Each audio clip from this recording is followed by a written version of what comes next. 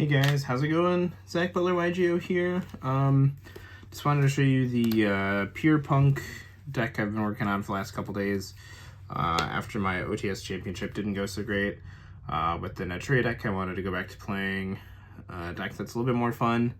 So I left it up on a Twitter poll, which if you check out my link tree down in the description, you can find my Twitter. And you guys wanted to see a Punk variant, so I figured I'd show you guys the P.U.N.K deck that I've been working on, and it's been going alright. I'll just kind of show you guys, the basics, so we'll go through it. If this video gets to 25 likes, I'll do a combo video of just the P.U.N.K cards. And as always, if you guys want to purchase any of the cards you see in the video, please use the affiliate link found in the description down below. You're helping me out by helping yourselves out getting those cards that you need, so it's pretty great and I really appreciate it. If you like the conversations in these videos, enjoy the content and things like that, please like, comment, subscribe, turn on that notification bell. Let me know what kind of stuff you guys want to see in the future. I'm looking forward to making a ton more content, so I would love to hear from you all. So without further ado, I'll show you guys my P.U.N.K deck for March 2023. First up, you have the 3 Foxy Tunes, of course, and your 3 Ogre Dance. Especially in a P.U.N.K deck, you have to max out on these 6. There's 6 extra copies of each of your main cards, as everybody knows. And they give the ability to make rank 8s, the level 11s, and are just, in general, just very powerful cards. Then there's 2 Deer Notes. Even though it is a P.U.N.K deck, Deer Note at 2 tends to be correct because you just have so many ways to get to it that a 3rd copy ends up feeling redundant a lot.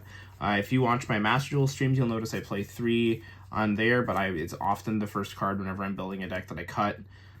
So this is definitely something I bounce between 2 and 3 of quite frequently.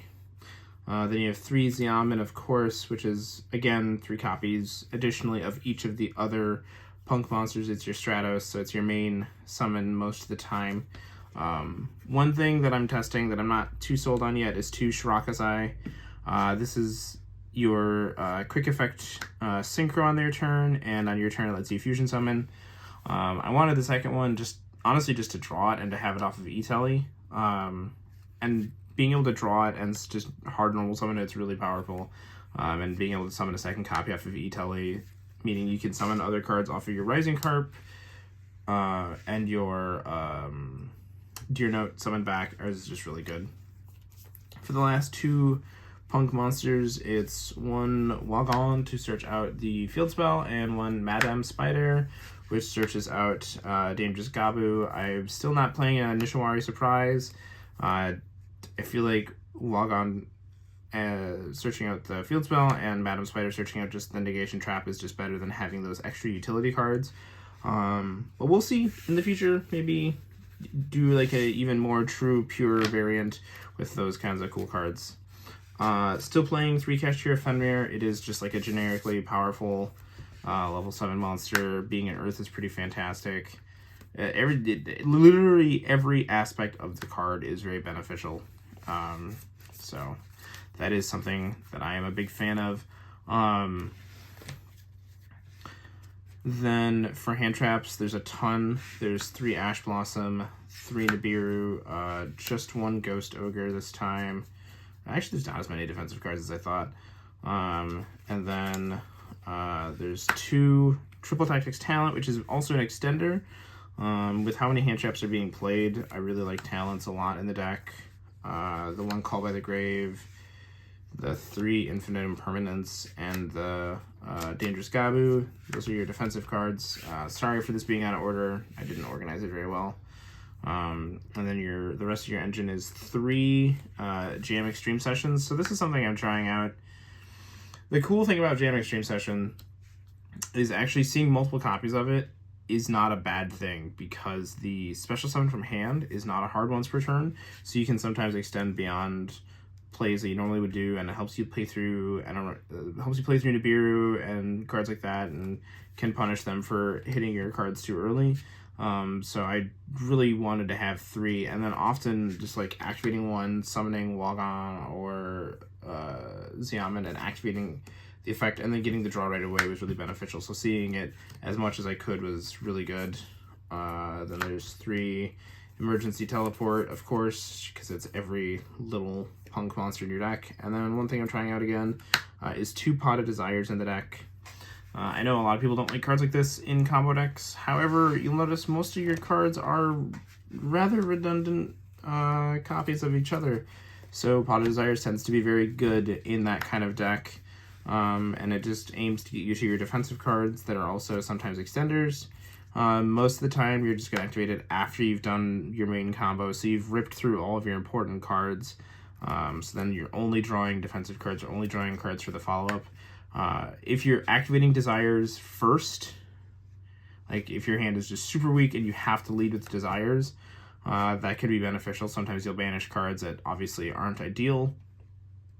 But the idea behind this then is that if you activate Desires and you banish a card that isn't ideal, or you activate Desires and you lose because of the banish, honestly, you were probably losing that game anyway. You were in a rather weak position if just the single Desires banish really did that much damage to you. So you can justify playing it and running that small risk. It is definitely a card I highly recommend players try out more often. I think you'd be surprised by how positive the results tend to be. I know there's a lot of negativity bias towards the card because everybody remembers when they banish like their key cards or they draw Desires off of Desires, but I've written extensively on it. I can do videos on it. This card is very good, and in decks like this especially, it really tends to shine. So that was the main deck. I believe it's 41 cards. I don't really remember. Extra deck, 1 Rising Carp. Even with Cashier running around, I still think 1 Rising Carp is correct. Most of the time, you don't actually need it to do your baseline combo. So playing additional copies of it tends to just kind of be like training wheels. And you tend to use your 1 pretty early on. And if you go first and they rip this, then if you go second and they rip this, you're probably fine still most of the time if your hand is able to play. You just have to play a little more carefully. 2 Amazing Dragon. This is definitely one that you definitely... I just said definitely twice. This is most definitely a card you want to see 2 copies of in your deck, at least. I've actually considered playing 3 just so I can rip through them as much as possible, because on many turn 1s you'll summon it and use it to bring back a monster and maybe set up like an IP Masquerade play or something like that. So it was very good. 1 Psychic Unpunisher. This was a card I was considering playing 2 of, just because if they do rip it, this tends to be more of a problem because this actually is a win condition on its own. 1 Baron de Fleur, 1 Changing, just for level 10 access. 2 Jam Dragon Drive, to search out your key cards and just to be a good extender in the grave, because a lot of people forget that it can bring itself back, which comes up. Scarlet Red Dragon Archfiend. This card was initially going to just be for time and, like those fringe scenarios, but it actually comes up going second a pretty decent amount. You'll disrupt their plays, leave them with kind of like a half-established field, and then you can Scarlet clear the field and do a lot of damage and potentially even just win the game. Then for the Exceeds monsters, I play 1 Divine Dragon Knight Felgrand. This is a card that could be like number 38. It could be Galaxy Lord. I like Felgrand in that it can protect itself, but it can also be disruption against the opponent. It can turn off their Fenrir's and things like that. And that, to me, I think is just really good. Having that level of flexibility is always beneficial. 1 Divine Arsenal Double A Zeus Sky Thunder, just for the random Felgrand, and I don't have the side deck for this built right now, but there's a lot of control changing cards. Like I think there's a 3rd Triple Tactics Talent, there's Mind Control, Change of Heart, stuff like that. Triple Tactics Thrust. My siding pattern tends to be that you take out a lot of these hand traps actually, games 2 and 3, and you just put in a ton of control changing cards, and you go from trying to prevent the board to breaking the board. And then for the links, 1 Donner, Dagger for Hire. This card has become one of my favorite cards in recent weeks. The more I play it, the more I find that it's just an incredibly versatile card. This is you'll notice I don't play Lingering or anything like that. This is actually my out to Ibly, is to just normal summon like a Xiamen or something, and then link into this. Usually, it's been very powerful. And Ibly has been seeing less play, but just having like a spot removal link to is really good. It gives you the ability to clear your field too. So if your opponent gives you a token or something, or clogs your board, or shuts down some of your plays, you can make Donner and then pop the Donner and an opponent's card, and then it clears your field for Fenrir, actually. And sometimes Fenrir control is just good enough to get you there. We have one IP Masquerena for your quick effect linked summons, in which you're just going to summon Unicorn, honestly. I had considered Apollousa, but I cut Apollousa for Chenging, because I found that I was making Chenging more often than Apollousa, but that was a consideration. And then you could IP for an Apollousa on the opponent's turn with 3 or 4 negates, which is pretty good. And then one Access Go Talker, just to have like the good generic Link 4 OTK enabler. Access Go Talker plus the Ogre Dance tends to be an OTK because you'll use a Xiamen at some point, and then the Ogre Dance gains a 600 attack.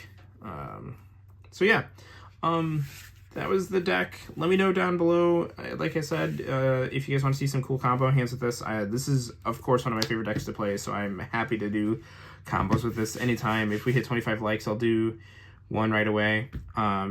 If you guys want to see some cool tech stuff I have that I've been considering for the deck, and I've been theorying with a good friend of mine, I'm happy to show that too, because there's a lot of cool stuff. Like there's small world lines that we have, there's other search spell lines that we've talked about, a lot of cool little, like, some other engines and stuff that you can play in the deck. That's one of the reasons why I love the P.U.N.K deck. It's just so versatile, as everybody knows. So let me know down in the comment section below if you have any questions or comments that you'd like me to address, and until next time, have a wonderful evening.